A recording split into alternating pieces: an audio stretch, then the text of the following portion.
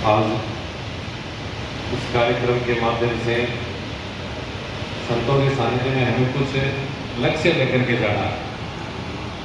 प्रकाश दास जी महाराज का भी यही भाव है, मेरा भी यही भाव है कि आज के समय में सबसे ज़्यादा इकट्ठे करने में अगर मेहनत और परिश्रम लगता है तो लोगों को इकट्ठे करने में लगता है। आप 1 करोड़ 2 करोड़ 5 करोड़ इकट्ठे करो, इतना परिश्रम नहीं आएगा।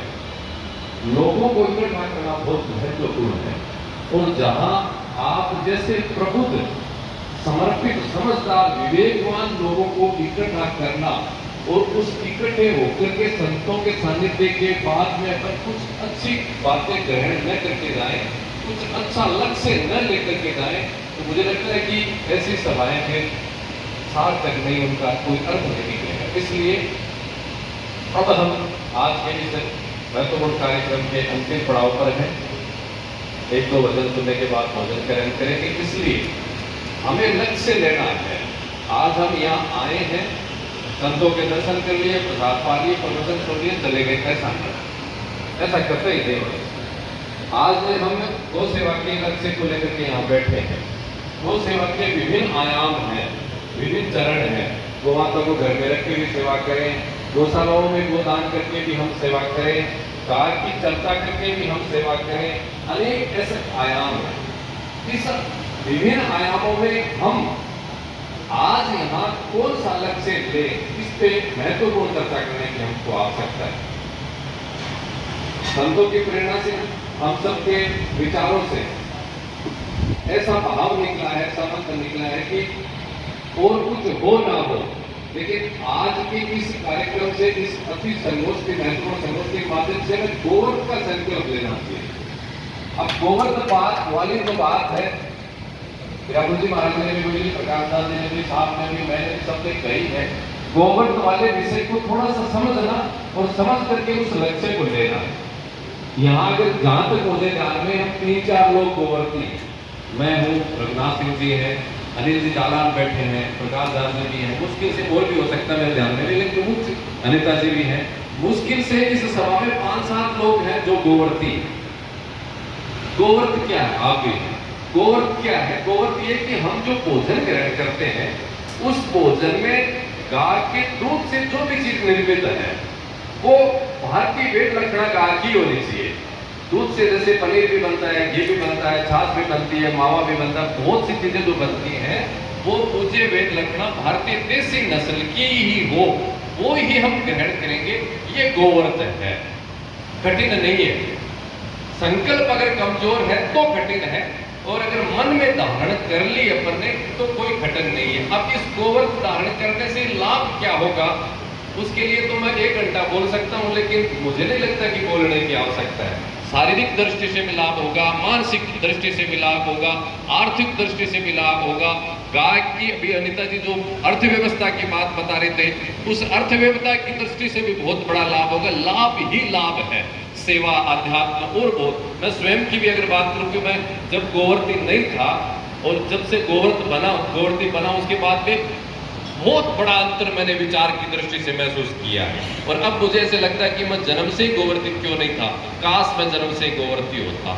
ये बात आपको भी लगेगी। इसलिए इतना कोई दृढ़ नहीं है, इतना कोई मुश्किल नहीं है, मतलब, लेकिन अपना विचार दृढ़ नहीं, इसलिए मुश्किल लग रहा है। बहुत बार ये विषय आता है कि गोवर्ध बन तो जाए, गोवर्ध दान तो कर ले, लेकिन फिर सामान कहाँ मिलेगा, दूध घी कहाँ मिलेगा। अरे भैया, अपने घर में ऐसी ऐसी चीजें मिलती हैं जिनकी पहली बात तो सनातनी घर में जगह होनी ही नहीं चाहिए, फिर भी वो उपलब्ध होती हैं। और पता नहीं ऐसी क्या तमाम ऐसी चीजें हैं, अपने को पाना है उनको तब मिल जाती है। इसलिए संकल्प होगा तो सब कुछ मिलेगा, और नहीं मिलेगा तो जहर तो मत खाओ कम से कम, कोई बात नहीं मिले तो। इसलिए पर गोवर्ध का लक्ष्य लेकर के जाएं, आप बहुत बड़ा लाभ होगा। आए हैं तो कुछ ग्रहण करके जाएंगे। ये आपके स्वार्थ की बात है, संतों के स्वार्थ की बात नहीं, आपके मतलब की बात है। आप लो, अरे लो तो सही। रिश्तेदारी में जाते हैं, बहुत लोगों का मन में भाव ऐसा रहता है कि कहीं रिश्तेदारी में जाते हैं तो वहां कुछ भोजन नहीं ग्रहण करेंगे तो उनको अच्छा नहीं लगेगा। अरे ये कौन सा तर्क हुआ भाई? अच्छा तो वो काम उनको लगना चाहिए ना जो आप अच्छा कर रहे हैं।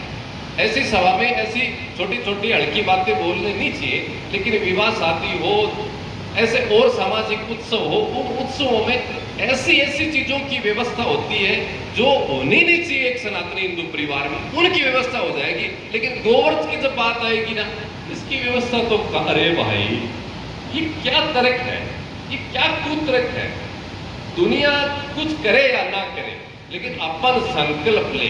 कल्पना करो आप कि एक विवाह हो रहा है, अच्छा प्रतिष्ठित व्यक्ति समाज का है, वो उसके घर में विवाह है बच्चे बच्ची का, उसने अपने विवाह में पूरा प्रसाद गोवर्ती रखा है। संभव है, हम कहते हैं ना भंडारों में लाख लाख लोगों को प्रसाद पाते हैं, पूरा गोवर्ती, आज भी गोवर्ती। तो उस विवाह में अगर गोवर्त प्रसाद होगा तो पूरे समाज में संदेश जाएगा। और गौ माता के दूध की घी की डिमांड कितनी होगी, कितना लाभ ही लाभ होगा। एक राधेश्याम जी जवान है कुचामड़ में, गोभक्त है, उन्होंने अपनी बच्ची की शादी की पूरी गोवर्ती की। और आजकल जैसे विवाह शादियां होती है ना, तो थीम बनती है, थीम, वो फोटो लगाने से लेकर के विभिन्न थीम बनती हैं, तो उन्होंने वो पूरी थीम गो सेवा पे रखी, गो सेवा पे आधारित रखी। यहाँ तक कि उस विवाह में जो मायरा आया, वो मायरा भी भात जो बोलते हैं, भात भी उन्होंने गो सेवा को समर्पित किया कि जो भी भक्ति आए हैं, बहन सिर्फ एक चुनड़ी लेगी, बाकी जो भी भात मायरा आ रहा है वो पूरा मैं गौ माता को समर्पित करूंगा, गौशाला में समर्पित होगा। तो कितना बड़ा संदेश गया एक संत। और ये बात मैं आपसे नहीं आग्रह कर रहा हूं, मैं तो संतों से भी आग्रह करता हूं, डरता डरता बोलता हूं कहीं, बाकी छोटे लोग हैं, बड़े संत तो बोलना नहीं चाहिए, लेकिन मैं बोलता हूं कि संतों को ये सोचने की आवश्यकता है और संतों को संकल्प लेने की आवश्यकता है कि मैं उसी शिष्य को दीक्षा दूंगा जो गोवर्ती होगी, ये मैं दीक्षा ही नहीं दूंगा। और ये संत तो इतना महान पाप कर रहे हैं जिसकी कल्पना नहीं कर रहे हो आप। शास्त्रों में लिखा है कि जो व्यक्ति शिष्य को दीक्षा देता है और वो दीक्षा अगर कुक्रम करता है, पाप करता है, तो उन पापों का भोगना उस गुरु को भी पड़ता है। वो वहां पे जाने के बाद गुरु को भी पूछेंगे, तेरा शिष्य आ भाई, ये शिष्य थारी से नहीं गलत काम करे, कैसे किए, उसको भी भोग भोगने पड़ते हैं। इसलिए अपन बिना सोचे समझे संत लोग दीक्षा दे देते हैं। इससे पहले उसको संकल्प, भैया तेरे को मेरे से दीक्षा लेनी है तो पहले गोवर्ध धारण कर, घर पे गौ माता रख, तभी मैं तेरे को दीक्षा दूंगा, नहीं, ये भी सोचना चाहिए। मंदिर भी गोवर्ती होने चाहिए। आज मैं जहाँ सेवा का मुझे मौका मिल रहा है, श्री बुद्धगिरी मंडी जो 215 वर्ष पुरातन सिद्ध पड़ते हैं, पूर्ण रूप से वो गोवर्ती है। आज ऐसे ऐसे मंदिर है पूरे भारत में जहां टनों की संख्या में रोजाना घी खपता है, वो गाय का घी। आप कल्पना करो, वहां अगर संकल्प हो जाए कि ये मंदिर गोवर्ती है, कितनी बड़ी मतलब सरकार समाज इतनी बड़ी गोरक्षा नहीं कर सकता, उतनी एक मंदिर गोवर्थ का संकल्प ले ले तो गोरक्षा हो सकती है। ऐसे ऐसे पदार्थों से। दूसरी बात, आप यहाँ जो बैठे हैं तमाम लोगों के जीवन में भगवान के भोग लगाने का अवसर आया है। आपने स्वामणी चढ़ाई है या घर में जो मंदिर है वहां जो स्थापित देवता हैं उनके भोग लगाए हैं, भोग लगाने का तमाम लोगों को अवसर मिला आपको। आप सोचना, गौर करना, भगवान के जब अपन भोग लगाते हैं तो उस भोग में जो प्रसाद बना है, वो प्रसाद अगर बाजार के घी का बना हुआ है तो आप अज्ञानता में, अनजान में महान पाप किया, महान पाप किया। गौ माता के अलावा भैंस या बकरी का घी है तो भी महान पाप है, अथवा बाजार से जो घी लेकर के आए हैं उसका प्रसाद बना के भोग लगाया है, वो तो चर्बी है, उसमें तो पता नहीं क्या क्या उस घी में मिला हुआ है। उस घी का आपने भोग बनाया, स्वामणी बनाई, भगवान के भोग लगाया, क्या उस भगवान ने वो भोग ग्रहण किया? कतई नहीं किया ग्रहण, आपने पाप किया। इससे तो बढ़िया भगवान क्या हाथ जोड़ लेते। कौन सी ऐसी मजबूरी है कि आप भगवान के प्रसाद लगाओ? कहाँ लिखा है?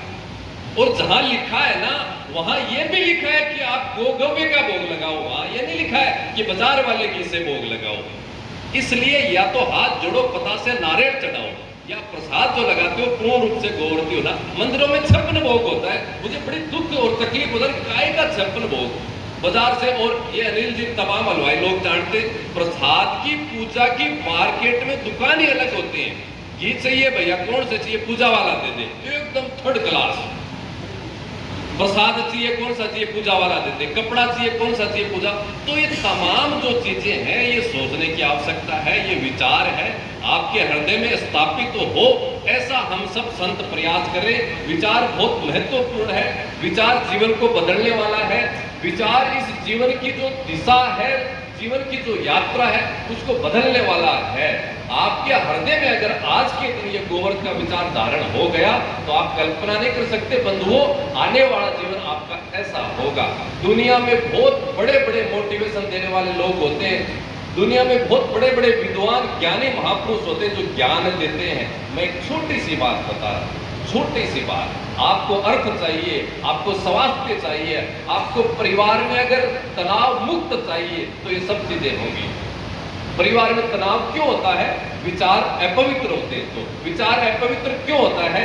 हर कुछ खाते हैं तो करुणा कब व्याप्त होगी? अच्छा खान व्याप्त कर। इसलिए लंबी मैं व्याख्या कर सकता हूं इसमें, लेकिन आप समझ रहे हैं, समझदार हैं, हम सब गोवर्ती बने हुए। आज प्रकाश दास जी महाराज की प्रेरणा से इनके मन में भाव जगा, उस भाव से ये जो अति महत्वपूर्ण कार्य और प्रबुद्ध लोग जैसे सब संत बता रहे हैं, तमाम लगभग लोगों को मैं जानता हूं परिचित, तो तमाम जो लोग बैठे हैं समाज के, वो आप नागरिक हैं, व्यक्ति हैं जो एक पूरे परिवार समाज को आप दिशा बदल सकते हैं, प्रेरणा देते हैं। ऐसे लोग हैं, आप ऐसा लक्ष्य आधारित करेंगे, स्थापित करेंगे तो एक बहुत बड़ी एक समाज में क्रांति आ जाएगी। इसलिए इस विषय में आपका कोई अगर संशय है, आपको कोई मन में प्रश्न है, सवाल है कि गोवर्ती जो बताई उसके बाद भी आप जानना चाहते हैं तो उसको आप पूछ भी सकते हैं, मिल भी सकते हैं, जान भी सकते हैं, लेकिन आप गोवर्ती बनो, बहुत लाभ होगा। मैं इससे ज्यादा ये बात कहूं कि दुर्व्यसन छोड़ो तो अच्छी नहीं है, सभा के लायक नहीं है, लेकिन गोवर्ती बनो। गोवर्ती बनेंगे अपन तो बहुत बड़ा लाभ होगा। आज के इस सभा की सबसे महत्वपूर्ण विषय भाव बिंदु अगर कोई है तो यही है, हमको गोवर्ती बनने की आवश्यकता है।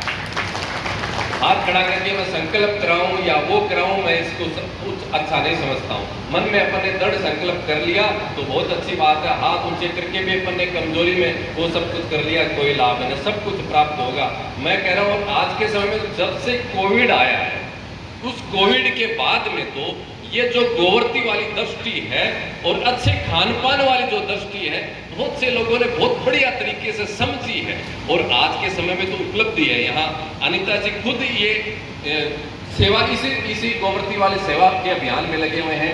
आप जो एक भैया बैठे हैं प्रकाश दास जी के से वो गौशाला चलाते हैं, वहाँ भी उपलब्ध है। और यहाँ सुरेंद्र जी हवाना जो बार बार नाम आ रहा है, आप 3-4 स्कूल कॉलेज चलाते थे, उनको छोड़ करके एक डेयरी बनाई पूरी भारतीय वेद लक्षणा देसी नस्ल की। तो ये तमाम सब चीजें मिलती हैं और फिर बड़ी मुझे मतलब आश्चर्य भी होता है, पीड़ा भी होता है। हमारे जैसे लोग जब प्रवचन करते हैं तो गाय के गोमूत्र में ये है, गोमूत्र की चलो दूध दही की तो बात ही, गाय के गोमूत्र से कैंसर ठीक होता है, ये प्रवचन करते हैं साधु संत, ठीक है। और वही व्यक्ति, वो चाहे साधु है, चाहे गृहस्थी है, चाहे आम है, चाहे खास है, वही व्यक्ति जब घर में जाकर के भोजन की थाली आएगी तो उस थाली में कौन से घी की मिठाई है, कौन सी भैंस बकरी जर्सी का दूध है, वो सोचता ही नहीं। अरे यार ये क्या प्रवचन है, कम से कम बोल रहे हो उसको कम से कम जीवन में तो उतारो, उसके बाद में तो भाषण दो। मैं कह रहा हूँ ये साधु संत और मंदिर वाले भी अगर गोवर्ती बन जाए तो देश में क्रांति आ जाएगी। खैर उस विषय पे नहीं जाना है। इस हॉल में जो तमाम अपन लोग बैठ रहे हैं, ये भी अगर ये दृढ़ संकल्प धारण कर लेंगे तो क्रांति नहीं महाक्रांति आ जाएगी, महाक्रांति दिशा मिल जाएगी। ये भाव आपके हृदय में पूज्य वेद लक्षणा गौ माता के चरणों में प्रणाम करके मैं स्थापित करने का मैंने प्रयास किया है। दूसरी बात एक छोटी सी है, राजस्थान गौ सेवा समिति और हम लोग राजस्थान सरकार से और सरकारों से गो आधारित नीतियां बनाए, इसके लिए पिछले 13 वर्षों से हम प्रयास कर रहे हैं और जो उसके परिणाम आए आपके सामने हैं, ज्यादा बोलने की आवश्यकता नहीं है। अभी जो मैंने बात बताई है आध्यात्मिकता वाली बात थी। सरकारें जो हैं, सरकारों से कोई कार्य करवाने के लिए क्या तरीका होता है, क्या सिस्टम होता है, क्या प्लान होता है, आप सब जानते हैं। सरकारों से काम करवाने के लिए सिर्फ और सिर्फ भीड़ चाहिए, भीड़। आप सब लोग जयपुर के हैं, जयपुर के आसपास के हैं, प्रबुद्ध लोग हैं। जब कभी भी राजस्थान सरकार से गो आधारित नीतियां स्थापित